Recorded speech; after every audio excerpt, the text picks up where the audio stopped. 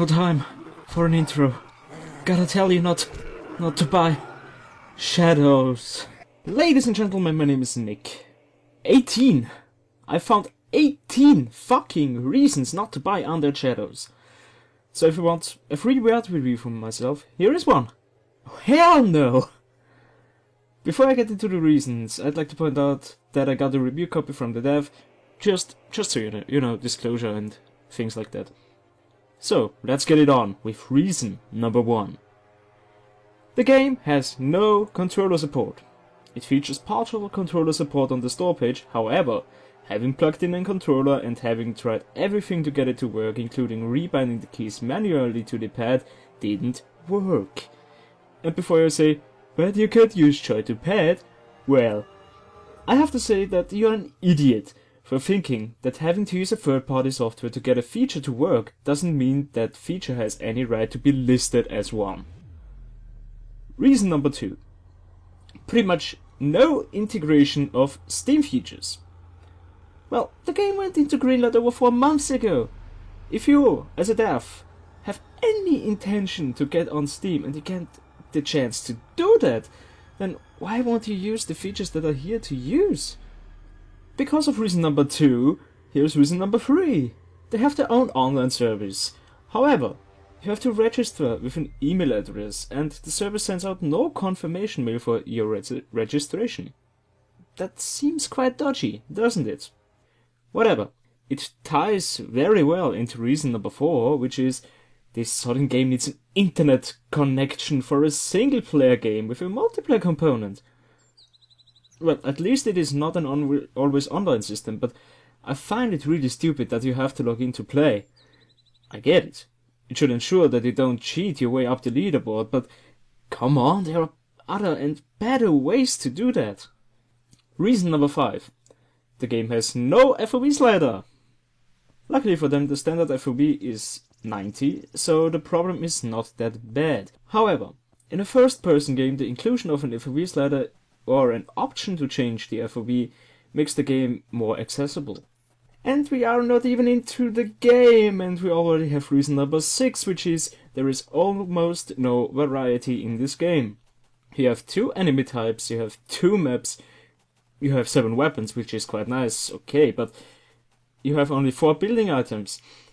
I know, you can add more content later down the line, but as a launch lineup, this is definitely not impressive. Not at all! Reason number 7. When you look at the specs required for the game, you might ask yourself, why is it so resource intensive? This question manifests even more when you see that killed enemies are despawning pretty much immediately. The 4 GB of RAM I can at least a bit understand when you host a server for 4 players, but the game in a single player mode already needs about 1.5 to 1.8 gigs of RAM, and this is where I start scratching my head. Speaking of scratching my head, here's reason number 8. The AI. Rarely I have seen such an atrociously stupid AI. Standing on a box or a pile of sand sacks makes you basically invincible, unless zombies start glitching their way up to you. Okay, if you're not that kind of an adventurer, why not go to a watchpoint or a castle, where you can go up a ramp? The zombies clearly should follow you this way. Nope, they don't. Well, at least you can start making it rain zombies. That's a plus. Because of that stupid AI, we have reason number 9. Rounds take longer due to the stupid AI. After killing a horde of zombies that brainlessly charge towards you, there is one smart zombie with stupid AI that doesn't find his way to you. So you start wondering, why is the round not over, where is the enemy, and after 5 minutes you might not be so calm anymore. The best thing about this entire thing is that there is no system to prevent that from happening, which simply adds a layer of annoying shit. Reason number 10. The system of airstrikes is a borked, random, overpowered bullshit. Whose idea was that? You can get a random drop that clears out an entire wave of zombies, regardless of their size. Compare that to Diablo 3's problem with having random conduit pylons spawning being a requirement for getting higher up to the leaderboard prior to patch 2.1.2, and you get the same thing. And the logic behind this asterisk brings me to reason number 11. The game is illogical as shit. You are inside a car park or inside a building with billions of zombies. The airstrike comes in, the zombies are dead. Well, I guess you can explain everything with highly advanced weaponry. It is even so advanced that it don't take any damage. Also, shooting zombies right underneath your feet with a rocket launcher? Definitely no problem. You don't take any damage or get catapulted off the map, as it should be. And now onto the grand finale of logical mastery. You find an apple in a deserted, zombie-infested area. Clearly, you can just grab it and eat it. Nope, you have to pay $100. To whom exactly? Really now? Reason number 12. The game performs like arse. The frame rate frequently drops below 30 on a system with way superior hardware than the required specs. And this is not even justified at all because of reason number 13. The texture quality is abysmal. As a PC gamer, I tend to be a wall-hugging asshole, especially when it comes to 3D games. And let me put it that way. We don't have year 2005 where we can call these textures high-res. Reason number 14. The gunplay is weak. It is even below COD level gunplay. So you have absolutely no recoil and your aim isn't affected by you hip firing or aiming. Reason number 15. The building mode UI and handling is horrendous. Visually not appealing and impractical. Two expressions that define the building mode in that game.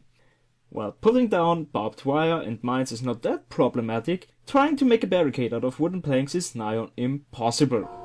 You have no indication if the edges of your plank align perfectly to a wall, and you have no visual indication whether or not you are able to build it where you currently are. Reason number 16. The game crashes really often. Additionally, it features no clean releasing of resources.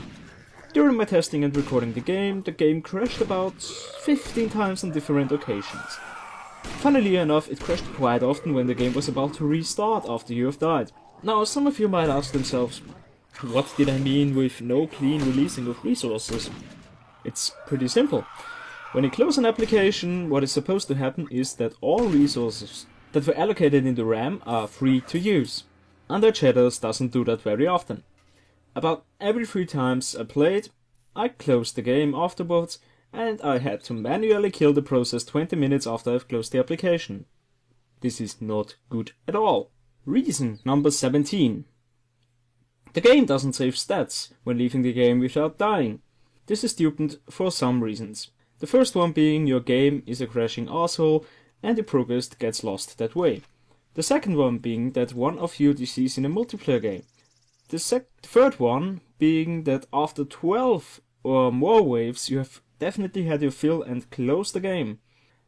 Those were just 3 reasons that just came off the top of my head, so I'm sure there might be even more. And finally, reason number 18. The game is fucking easy. The inclusion of barbed wires, stupid AI and overpowered airstrikes make the game laughably easy and simply beatable, using one and the same camping strategy. That is not fun at all, but it is somewhat required to climb the leaderboards. If you're looking for a more action-oriented experience, well, okay, go ahead out and backpedal away from the zombies. It's as simple as that. So, there you have it. 18 reasons why Undead Shadows is not a good game to buy. As always, I'd like to thank you for watching this video. My name has been Nick, ladies and gentlemen, and Undead Shadows didn't make it first try. And I have more than 18 reasons to say. I shall see you next time.